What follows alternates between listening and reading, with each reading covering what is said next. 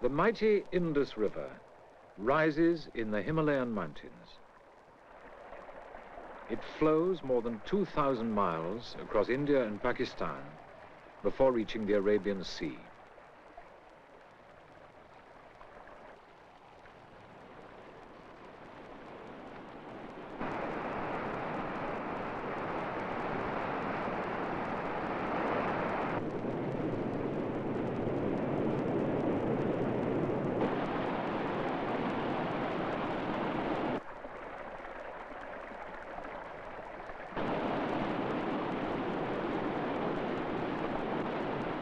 For thousands of years, the course of this river has been one of the routes by which immigrants have come to India.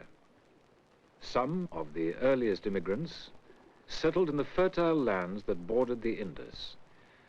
They were the founders of one of the world's earliest and greatest civilizations, which prospered for more than 1,000 years and then mysteriously vanished and was lost to history. Towards the end of last century, engineers came to the Indus Valley to build a railway. When they unearthed vast quantities of bricks and rubble, they only regarded this find as a most convenient source of ballast on which to lay the tracks. It was a chance rumor concerning the discovery of small seals bearing strange writing that first directed the attention of the archaeologists to the ancient mounds of the Indus Valley. It was not until the 1920s that the archaeologists started to dig. They soon realized that they had started to uncover a totally unknown civilization.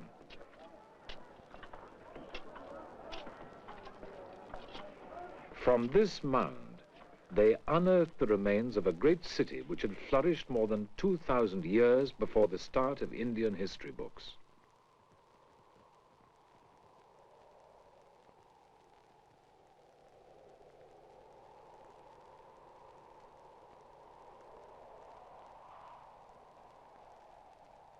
"4,000 years ago, this street was at the hub of a bustling, crowded, and noisy city. 3,000 years ago, it was abandoned." 1,000 years is a very long time in terms of Western civilization, more than the entire lifespan of the Roman Empire. The Indus civilization flourished for at least 1,000 years, but it faded from history and its people were forgotten long before the Roman Empire was born.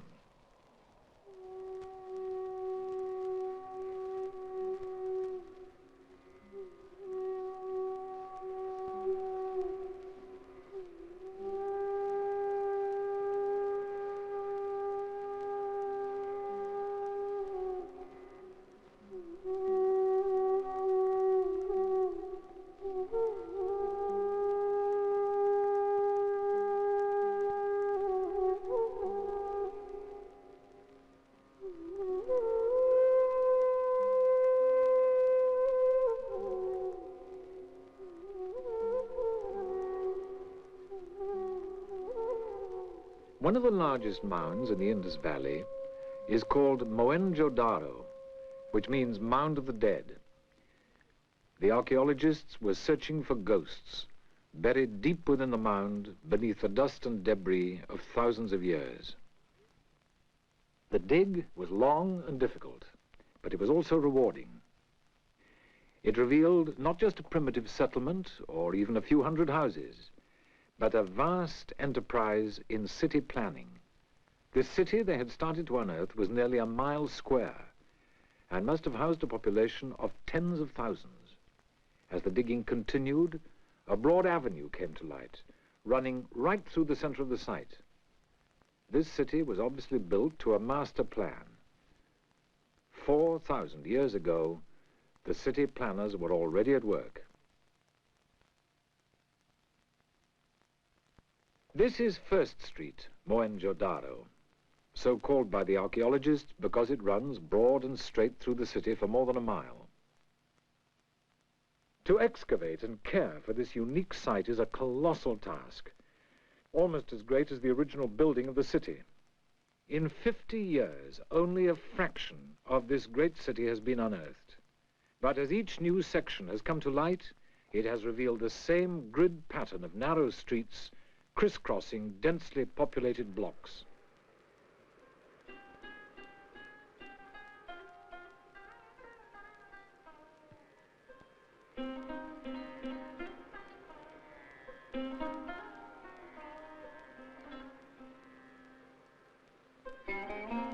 From street level, the layout is lost to view, obscured by the massive brick walls.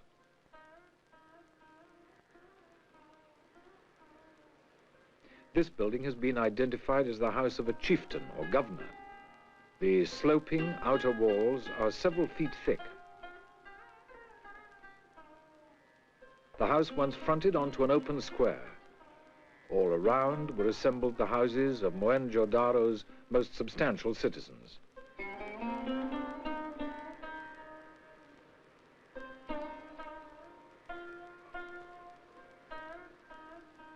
The more prosperous homes rose to 2 stories and had broad staircases built into the massive walls. Each house appears to turn its back to the streets of this well-ordered community.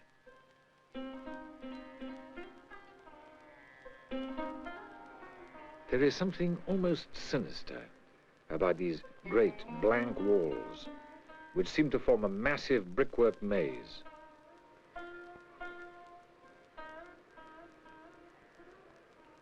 But the ancient architects knew their job.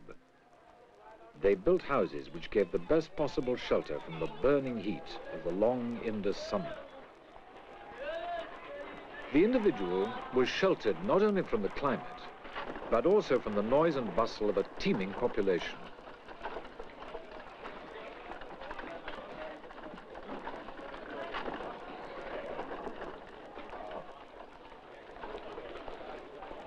Each household faced inwards onto a private courtyard, which was a peaceful haven amid the crowded city streets.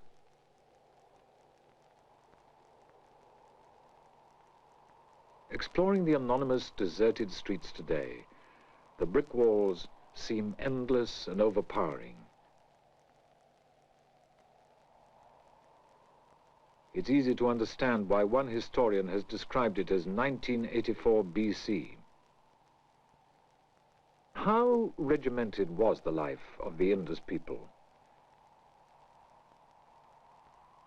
Was it the city planner's dream, or the city dweller's nightmare?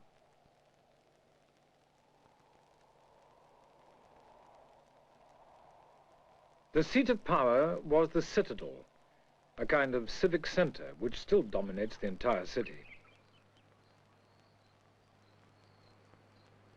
And the focal point of the citadel was the great bath, surrounded by the college of priests and the halls of government.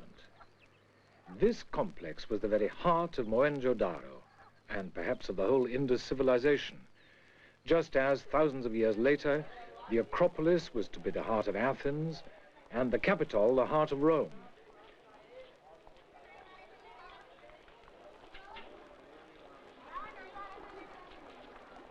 The cells of the priests were built round the bath, since ritual bathing was an important part of their ceremonial, a ceremonial which is still a part of Hindu life to this day. As in Egypt and Sumer, the priesthood of the Indus probably played an important role in the affairs of state. Great care was lavished on the construction of the bath. It was made watertight with a lining of bitumen, which was imported from its natural source by the river Euphrates, more than 1,000 miles away in ancient Iraq. The brick floor was laid on an incline, which also sloped to one side, draining the water to an outlet at the lowest corner of the bath.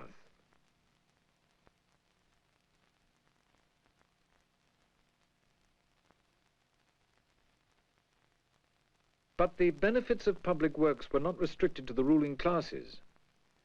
All over the city, in the walls of house after house, are outlets linked to a comprehensive drainage system. Everywhere there are neat brick-lined channels following the intricate pattern of streets and side alleys. It's a technique which is still used today in many Indus towns.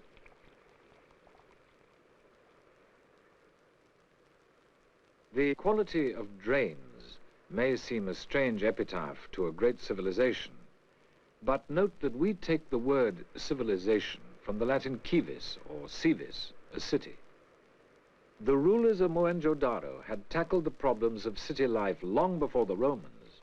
Remember, the Indus civilization was as much ancient history to the Romans as Rome itself is ancient history to us. There's little doubt that if a Roman civil engineer could have inspected the ruins of this city, he would have been astonished by the technical skills of the Indus drain layer. Stones from the distant hills were carefully fitted over the larger drains and could be used as inspection covers. At intervals, a deliberate dogleg was built into the long drainage runs to check the flow.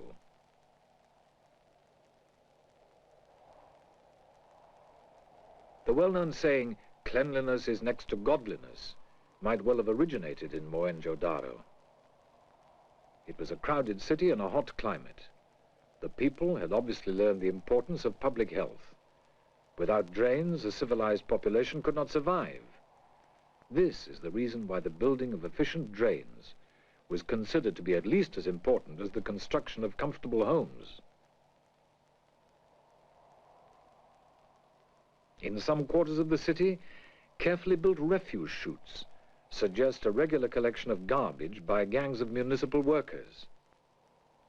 Many of the upper floors once housed bathrooms.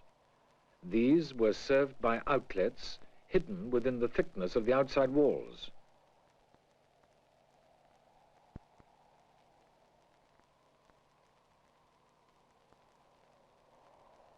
And this is a Mohenjo-daro privy, or john. They were built to last, like the rest of the house. A bit hard on the seat, perhaps, but as compensation there were two of them, side by side. The mounds of the Indus Valley have yielded no sensational hoards of treasure, nothing like the tomb of Tutankhamun or the royal burials of Ur. The quality of the scattered relics which have been unearthed point to a remarkable civilization and prompt the question, who was the founder and planner of this city?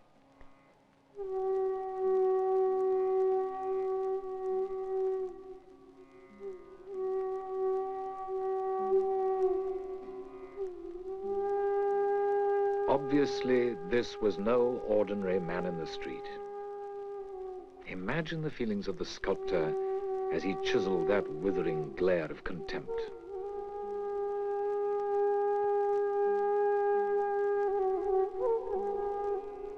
Yet nothing has been found to identify either the sculptor or his subject. Our only hints lie in the lordly expression, the monkish haircut, and a finely patterned robe.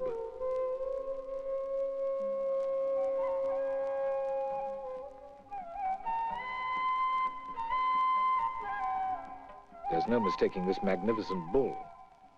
The artist has achieved an impression of enormous strength in this powerful beast, in a Stone Age carving literally the size of a thumbnail. Today, the Indus bull is still yoked to the plow by farmers whose distant ancestors once produced the agricultural wealth of Mohenjo-daro. They used the same wooden plow. The Indus civilization was so mature for its early years that some of the ancient museum toys show how its technology has served unchanged for thousands of years, right down to the present day.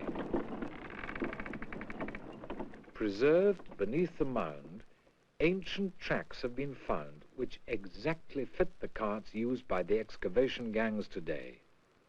The founders of Mohenjo-daro showed great foresight when they decided to settle near the banks of the Indus. Their community prospered and became one of the greatest cities of the ancient world. Why then, after centuries of progress, did a complete civilization mysteriously disappear? One theory is that the life-giving river may also have brought death to the city by flooding. If we examine the ruins of the city, there is indeed evidence to suggest that fate. In some of the most substantial buildings, there are what appear to be chimneys, some of them, for no apparent reason, rising directly from the center of the houses. If we look closer and examine the brickwork round the top, the mystery is solved.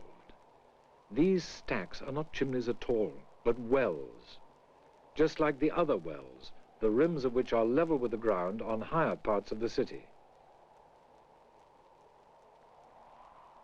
It seems certain that devastating floods did occur, and that as a result, the city was rebuilt, possibly many times, to keep it above the flood level. At lower levels, where the earlier foundations became waterlogged, the walls finally started to decay. But they'd been so well built that the city was never washed away, and its people were able to rebuild on exactly the same site. Yet, for some reason, the quality of building declined, and the later houses, built well above the flood level, are mere slums compared with those beneath them. The massive city walls suggest that the population once faced a powerful enemy. There are legends describing the triumphant arrival of the Hindus, sweeping down the river valleys into India. The date is uncertain, but Hindus sing the praises of a warrior god who shattered the fortified cities which lay in his path. The coincidence is striking, but standing high on the citadel mound of Mohenjo-daro, it's hard to see how this powerful, long-established city could have been overwhelmed by a band of migrants newly arrived from across the mountains. The mound delivered up just a few skeletons of inhabitants who had suffered a violent end. If an invading enemy did fall upon Mohenjo-daro, it must have been late in its history, when the city was already tottering and when the inhabitants were too few and too weak to defend themselves. What other disasters could have brought the Indus civilization to its knees? The Indus seals remind us that jungle animals once lived by the river. Why did animals like the rhinoceros desert the banks of the Indus? Was severe drought the prelude to a change of climate?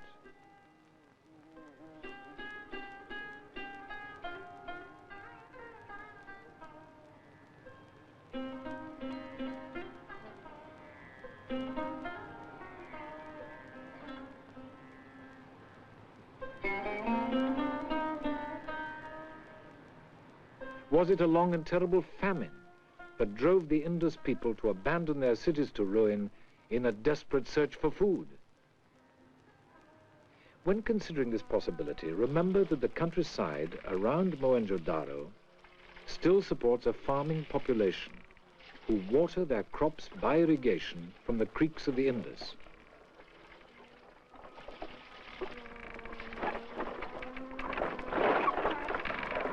The technology is primitive.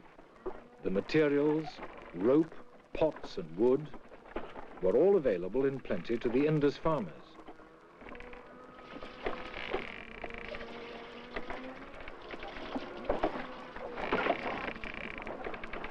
Today, despite an arid climate, the farmers still make a living. Almost certainly, the agriculture of Mohenjo-daro was always dependent upon simple methods of irrigation. The river still flows in the dry seasons. So it's unlikely that a change in climate caused the downfall. As the city prospered, a growing population made ever greater demands on the land. Centuries of intensive farming took a heavy toll from the once fertile soil. Failure of the crops with consequent famine may have resulted from a disastrous influx of salt brought to the surface with the rising floodwaters. Evidence of salinity can be seen in the foundations of the city.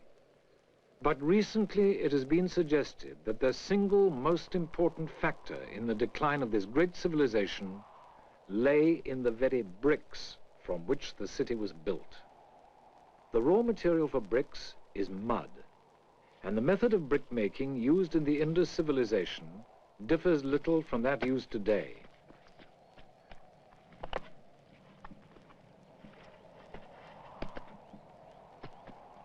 It needs only 2 men to turn out a huge quantity of bricks in a day's work. So there can be no doubt about the capacity of the Indus people to manufacture bricks in the vast numbers needed to keep pace with the expansion of their cities.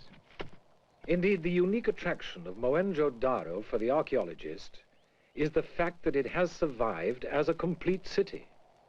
And the outstanding feature is the quality of its brickwork.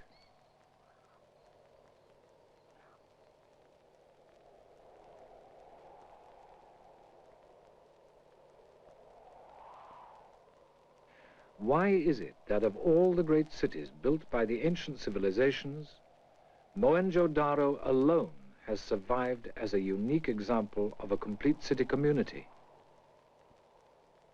The answer is simple, and is still to be found within sight of the ruins of the ancient city.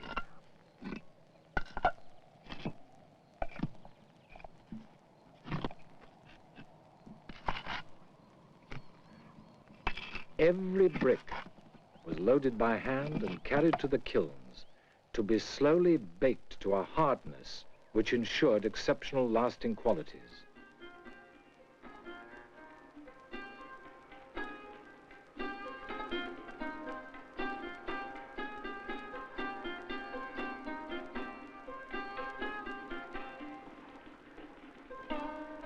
Each kiln held 40,000 bricks, and when filled to the top was ready for firing. And for fuel, they turned to the Indus with its dense jungles along the river banks. Every evening, the carts loaded with timber came rumbling in.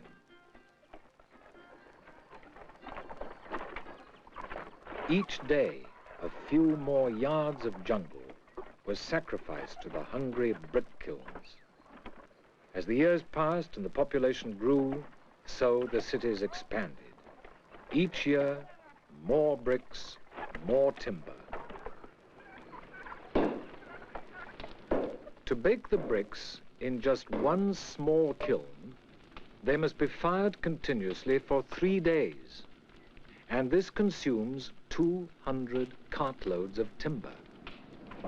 And one small kiln only contains enough bricks to build one small house.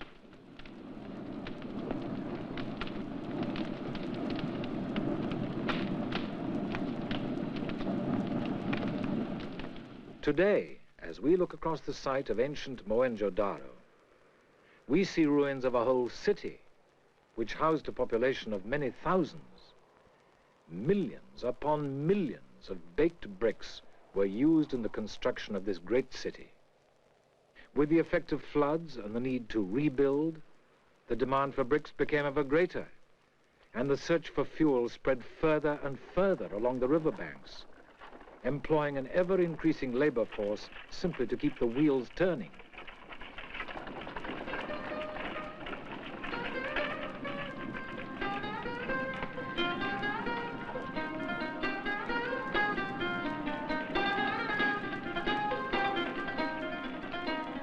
The planners and founders of Mohenjo-daro were innovators. They could never have guessed the far-reaching and disastrous consequences of building and rebuilding such a great city with baked bricks. In fulfilling their ambition, the builders of the Indus cities broke one of the cardinal rules for survival in a civilized world. They plundered their own environment.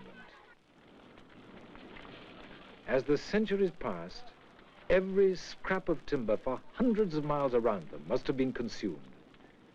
The natural resources of the Indus Valley literally went up in smoke.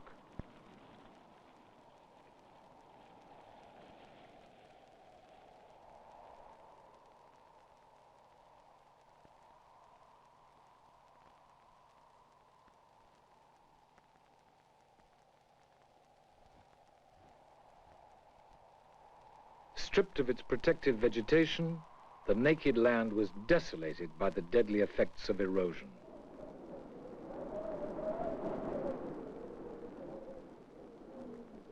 The land could no longer meet the demands made upon it by a hungry population. There came a day at last when they started to abandon the city, going in search of new and fertile land. No doubt a few hardy souls remained in the city to the bitter end, hoping that the curse that was upon the land would be lifted. If the city was attacked while it was in this plight, the defenders could offer but the most feeble resistance. The conquerors, finding no food in a barren land, would have no desire to tarry.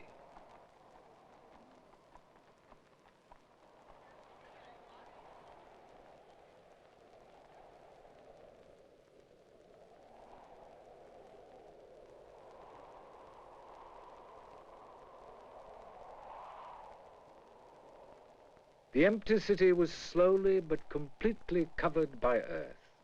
Over the centuries, the soil gradually recovered. The trees and animals returned to hide all signs of man's first brief passage. When he returned to the Indus Valley, it was in search of ancient ghosts beneath this mound of the dead.